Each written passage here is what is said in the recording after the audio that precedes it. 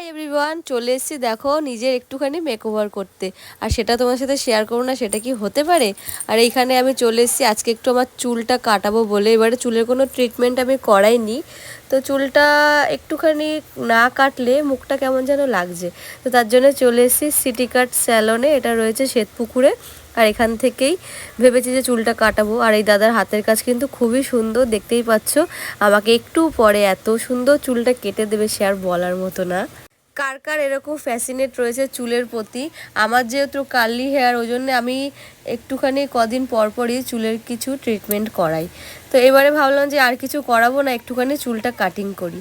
তো দেখো তো চুলটা সেটিং করার পরে আমাকে কেমন লাগছে। আর এই দাদার হাতের কাজ কিন্তু খুবই সুন্দর, তোমরাও চাইলে যেতে পারো। এটা কিন্তু একদম শ্বেতপুকুরের যে পুকুরটা রয়েছে, পুকুরের একদম গায়ে রয়েছে স্যালনটা।